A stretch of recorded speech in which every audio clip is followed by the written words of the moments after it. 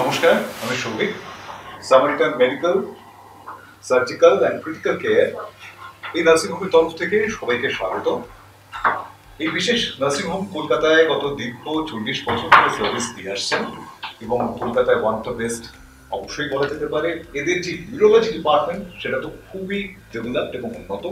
অনেক specialist doctors এদের সঙ্গে ইনভলভ রয়েছেন এবং শুধুমাত্র তাই নয়, ইউরোলজি ডিপার্টমেন্ট এই নার্সিংহোমের সেটা কিন্তু বহু পুরস্কার জিতে নিয়েছে একটা লম্বা সময় জুড়ে, যার মধ্যে বিভিন্ন মিডিয়ার তরফ থেকে পুরস্কার রয়েছে এবং তার বাইরেও বিভিন্ন পুরস্কার রয়েছে, যেমন এবিপি আনন্দ স্বাস্থ্য সম্মান, এর পাশাপাশি Times brand icon, Economic Times health leader 2024, number 1 in urology, TV nine award 2023, Zee 24 ঘন্টা হেলথ কনক্লেভ, এই সমস্ত পুরস্কার এদের ঝুলিতে রয়েছে। সুতরাং কলকাতায় এই ইউরোলজি ডিপার্টমেন্ট অবশ্যই one of the most trusted এবং ভেরি ডেভেলপড।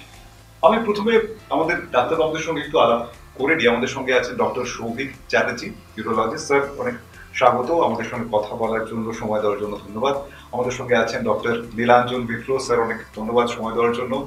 আমাদের সঙ্গে আছেন ডক্টর কৌশিক সরকার, স্যার অনেক ধন্যবাদ সময় দেওয়ার জন্য। এবং সরঞ্জিত চ্যাটার্জি, নমস্কার। ডক্টর সরঞ্জিত চ্যাটার্জি, স্যার অনেক ধন্যবাদ সময় দেওয়ার জন্য। আমি প্রথমে একটু সৌভিক স্যারের কাছে আসবো। স্যার আপনি যদি আমাদের বলেন যে প্রথমেই একটা কিডনির সমস্যা হয়েছে শুনলে মানুষের একটা ভয় হয় যে বাকি জীবন বোধহয় ডায়ালিসিস করে কাটাতে হবে, বোধহয় জীবন শেষ হয়ে গেল, ভীষণ একটা ভয় কাজ করে। তো এরকম পেশেন্টকে কি বলবেন? আচ্ছা, প্রথমেই বলি কিডনির সমস্যাকে যদি আমরা ব্রডলি ডিভাইড করি, একটা হলো নেফ্রোলজিক্যাল সমস্যা আর একটা হলো ইউরোলজিক্যাল সমস্যা। নেফ্রোলজিক্যাল সমস্যা জেনারেলি মেডিকেল রেনাল ডিজিজের সাথে হয়, যেমন কারোর হাইপার টেনশন থাকলো, কারোর সুগারের প্রবলেম, ডায়াবেটিস থেকে বা অন্যান্য মেডিকেল প্রবলেম থেকেও অ্যারাইজ করতে পারে। সেই সব পেশেন্টদের ক্রিয়েটিনিন চর্চার করে বাড়তে থাকে, তাদের বিভিন্ন রকম ওষুধ দেওয়া হয় এবং এদের ট্রিটমেন্টে অনেক সময় ক্ষেত্র বিশেষে ডায়ালিসিসের দিকে এগোতে হয়। এই পুরো পোর্শনটা ম্যানেজ করেন নেফ্রোলজিস্টরা। সেক্ষেত্রে ইউরোলজিস্টের রোল খুব মিনিমাম। ইউরোলজিক্যাল সমস্যাটা জেনারেলি সেই সমস্যাগুলো ইউরোলজিক্যাল সিস্টেমে যেগুলোতে সার্জিক্যাল ইন্টারভেনশন দরকার পড়ে, যেমন কিডনির ক্ষেত্রে বলা যেতে পারে কিডনি টিউমার, প্রস্টেট টিউমার বা প্রস্টেট এমনি বয়সজনিত কারণে যে বৃদ্ধি পাওয়া, বা ধরুন ব্লাডার টিউমার, এবং যে কোনো ধরনের ইউরিনারি সিস্টেমে স্টোন। হ্যাঁ, কিছু জিনিস অবশ্যই এগুলোর মধ্যে ওষুধে সারানো সম্ভব, কিন্তু অনেকগুলো ক্ষেত্রেই আমাদের সার্জিক্যাল ইন্টারভেনশন লাগে, সেগুলো ইউরোলজিস্টরাই টেক কেয়ার করে। আর একটা জায়গা খুব ইম্পর্টেন্ট, ইউটিআই বা যে কোনো রকম ইনফেকশন ইউরিনারি ট্র্যাক্টে, সেক্ষেত্রে বলতে গেলে বলতে হবে যে এটা একটা ওভারল্যাপ জায়গা আছে। তবে সাধারণত ইউটিআই বা tuberculosis of the urinary system এগুলো ইউরোলজিস্টরাই ট্রিট করে থাকে।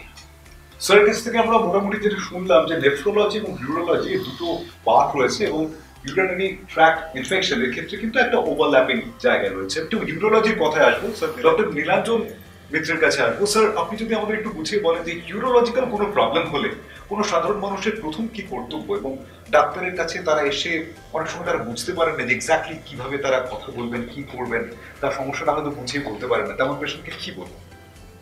ইউরোলজিক্যাল সমস্যা বলতে গেলে আমরা ইউরিনারি ট্র্যাক্টকে মোটামুটি দুটো ভাবে ভাগ করি, আপার ইউরিনারি ট্র্যাক্ট আর লোয়ার ইউরিনারি ট্র্যাক্ট।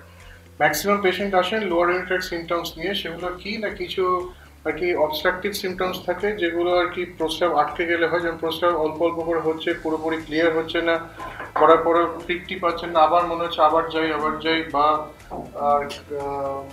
হয়তো রাত্রিবেলায় হয়তো অনেক কিছু আবার ইরিটেটিভ সিমটমস থাকে, যেমন বারবার যেতে হচ্ছে, পেয়ে গেলে ধরে রাখতে পারছেন না, রাত্রিবেলায় বারবার যেতে হচ্ছে। এইসব সিমটমস সব কিছু নিয়ে মেনলি লোয়ার ইন্ট্রাক্ট সিমটমস বলে। এছাড়াও কিছু সিমটমস যেমন প্রস্রাবের সঙ্গে রক্ত বেরোচ্ছে বা প্রস্রাব করতে গেলে জ্বালা করছে, এই সিমটমস নিয়েও পেশেন্ট আসতে পারে।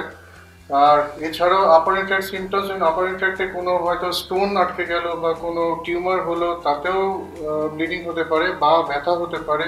ব্যথাটা বিশেষ করে আমাদের যে ইউরিনারি ট্র্যাক্টের ব্যথা, সেটা জেনারেলি আমাদের পিঠের থেকে সামনের দিকে তলার দিকে নামে। এইরকম ব্যথা হলে অবশ্যই আপনারা ইউরিনারি ট্র্যাক্টের ব্যথা হিসেবে ধরে নেবেন, নিয়ে ইউরোলজিস্টের কাছে অবশ্যই আসবেন।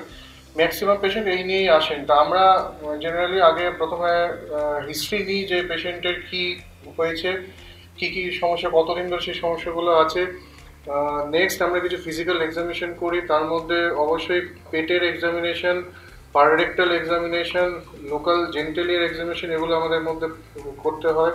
এছাড়া প্রাথমিক কিছু ইনভেস্টিগেশন আমাদের লাগে, যেমন কিছু ইউরিনের পরীক্ষা, কিছু ব্লাডের পরীক্ষা, আলট্রাসোনোগ্রাফি কিছু পরীক্ষা, এসবের মাধ্যমে আমরা মোটামুটি ডায়াগনোস করি যে রোগটা কী হয়েছে, আর সেই অনুযায়ী নেক্সট আমরা এগোই।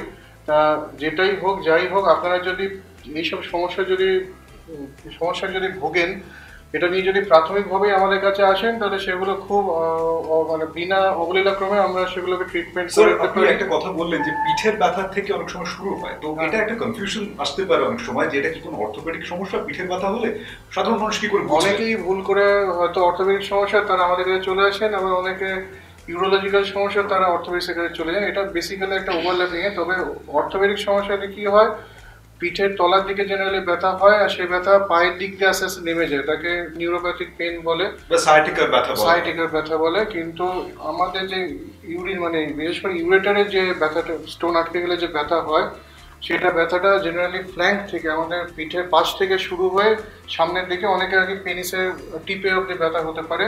এরকম ব্যথা হলে জেনারেলি এটা ইউরোলজিক্যাল ব্যথা হিসেবে আমরা ধরি, সেই অনুযায়ী আমরা ইনভেস্টিগেশন করে নেক্সট তার ট্রিটমেন্ট করি। আমি একটু কৌশিক স্যারের কাছে আসবো। স্যার, প্রস্টেটের সমস্যার কথা খুবই শোনা যায়, ভীষণ কমন একটা প্রবলেম, এবং যারা একটু বয়স্ক পুরুষ মানুষ, যারা মেল, তাদের ক্ষেত্রে খুবই কমন একটা প্রবলেম প্রায় শোনা যায়, এবং সেক্ষেত্রে ইউরিন পাস করতে সমস্যা, নানা ধরনের প্রবলেমের মধ্যে তারা পড়েন। তো প্রস্টেটের সমস্যা হলে প্রথম কিভাবে বোঝা যায়, এবং তার ইনিশিয়াল স্টেজে পেশেন্টের কি করণীয় যদি একটু বলেন। রাত্রির বেলা ঘন ঘন বাথরুমে যাওয়া, ইন জেনারেল ঘন ঘন বাথরুমে যাওয়া, বাথরুম করার পর মনে হওয়া যে সম্পূর্ণ বাথরুমটা হলো না, হয়তো আরেকবার যেতে হবে। মাঝে মধ্যে ইউরিন দিয়ে রক্ত আসতে পারে, বা ইউরিন করার সময় জ্বালা পোড়া করতে পারে। এইসব সিমটমস যদি থাকে, প্রথম যেটা আপনাদের করণীয় যে আপনাকে অবিলম্বে একজন ইউরোলজিস্টের শরণাপন্ন হতে হবে। সাধারণত এরকম সিমটম থাকলে, এগুলোকে আমরা লোয়ার ট্র্যাক্ট সিমটমস বলি, এইসব ক্ষেত্রে আমরা একটা প্রিলিমিনারি 4টে পরীক্ষা আছে যেগুলো আমরা করে থাকি। একটা পেচ্ছাপের ফ্লো টেস্ট, একটা আলট্রাসোনোগ্রাফি, একটা পিএসএ ব্লাড টেস্ট এবং একটা ইউরিন কালচার। এই রিপোর্টগুলোর উপর ভিত্তি করে এবং ফিজিক্যাল ফাইন্ডিংস আমরা যা পেয়েছি, আপনার মানে প্রস্টেট গ্ল্যান্ডটাকে ডিরেক্ট টেস্ট করে যেটা আমরা পাই রেক্টাল এক্সামিনেশন করে, তার ভিত্তিতে আমরা ফার্দার চিকিৎসা আমরা নিয়ে যাই। খুব ইন্টারেস্টিং একটা আলোচনার মধ্যে রয়েছে, শুধুমাত্র ইন্টারেস্টিং নয়, খুব ইম্পর্টেন্ট একটা আলোচনা, যে সমস্যার মধ্যে প্রত্যেকটা মানুষ ভোগেন, কিন্তু অনেক সময় হয়তো আমরা নেগলেক্ট করি, অনেক সময় কনফিউশনে ভুগি, বুঝে উঠতে পারি না কি করবো, কোথায় যাব। সেক্ষেত্রে কিন্তু সামারিটান আপনার পাশে দাঁড়াতেই পারে, যারা দীর্ঘ 40 বছর ধরে আপনার পাশে দাঁড়িয়ে আসছে, কলকাতার মানুষের পাশে দাঁড়িয়ে আসছেন, এবং তাদের ইউরোলজি ডিপার্টমেন্ট সেটা কলকাতার ওয়ান অফ দ্য বেস্ট বলা যেতেই পারে, কেননা শুধুমাত্র সাধারণ মানুষ নন, তারা তো উপকার পেয়েছেনই, পাশাপাশি বহু মিডিয়া কিন্তু তাদের পুরস্কার দিয়েছেন, মিডিয়ার পাশাপাশি বিভিন্ন হাউস তাদের পুরস্কৃত করেছেন একটা লম্বা সময় ধরে। সুতরাং সামারিটান আপনার পাশে দাঁড়াতেই পারেন, এবং ইউরোলজির ক্ষেত্রে তো অবশ্যই। আমি সরঞ্জিৎ স্যারের কাছে আসবো। Saranjit Chatterjee sir, urinary tract stone, এই স্টোনের কথাটা খুব কমনলি ইউজড হয়, অনেক সময় সাধারণভাবে লোকে কিডনি স্টোন বলে, অনেক কিছু বলেন, তো এইটা সম্পর্কে আমাদের একটু বুঝিয়ে বলুন। ইউরিনারি ট্র্যাক্ট স্টোন 3 রকমের জায়গায় হতে পারে।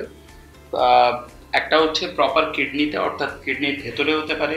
কিডনির টিউব যেটা ইউরিন ক্যারি করে ইউরিনারি ব্লাডারে নিয়ে আসছে, যাকে ইউরেটার বলা হয়, তার মাঝখানে স্টোনটা আটকে যেতে পারে। অথবা খুব রেয়ারলি ইউরিনারি ব্লাডার অর্থাৎ মূত্রথলির ভেতরে স্টোন হতে পারে। এর মধ্যে সব থেকে ইমার্জেন্সি বা ভীতিপ্রদ সমস্যা সেটা হচ্ছে কিডনির টিউব অর্থাৎ ইউরেটারে স্টোন আটকে যাওয়া, কারণ এই ক্ষেত্রে মানুষ অসম্ভব ব্যথাতে কষ্ট পান।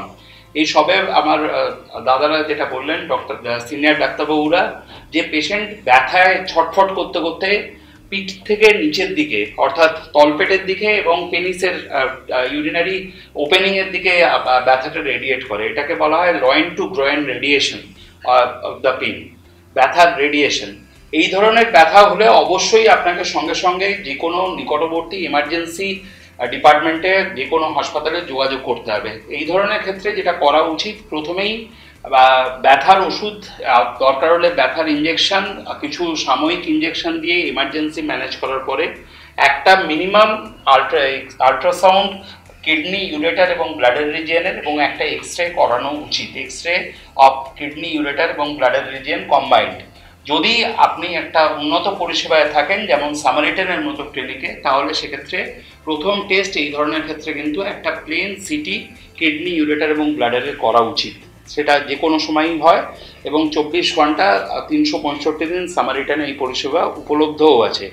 এর মাধ্যমে যেটা হয় যে আপনি একটা টেস্টের মাধ্যমেই আপনি অ্যাকচুয়ালি কিডনি স্টোন আছে কি নেই, এবং থাকলে সেই কিডনি স্টোনের সাইজ কত, কিডনি স্টোন কোন জায়গায় আটকে আছে, কিডনির ভেতরে রয়েছে অথবা কিডনির টিউবে অর্থাৎ ইউরেটারে রয়েছে অথবা প্রস্রাবের থলিতে রয়েছে, সমস্ত কিছু কিন্তু আপনি একটি মাত্র সিঙ্গেল ইনভেস্টিগেশনের মাধ্যমে আপনি জানতে পারেন। এবং অটোমেটিক্যালি আমরা ডাক্তারবাবুরা যারা ইউরো সার্জন আজকে রয়েছি, তারা কিন্তু ট্রিটমেন্ট ইমিডিয়েট বেসিসে চালু করতে পারি।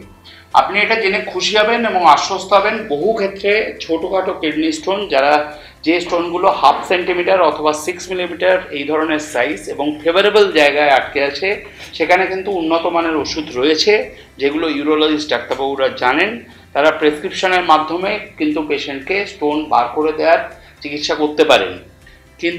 কিন্তু এটা আমার একটা খুব জরুরি বক্তব্য এবং আপনাদের কাছে অনুরোধ যে আপনারা অযথা পেনকিলার নিয়ে ব্যথা নিরাময়ের চেষ্টা করবেন না, কারণ সমস্ত পেনকিলারের কিন্তু কিডনির ওপর এফেক্ট আছে এবং সাইড এফেক্ট আছে। যে প্রশ্ন দিয়ে আপনি শুরু করেছিলেন যে কিডনি ড্যামেজ হওয়ার one of the most important cause sugar এবং প্রেশারের পরে ভারতে কিন্তু অনিবার্যভাবে কিন্তু এই সমস্ত ব্যথার ওষুধের অ্যাবিউজ অথবা মিসইউজ।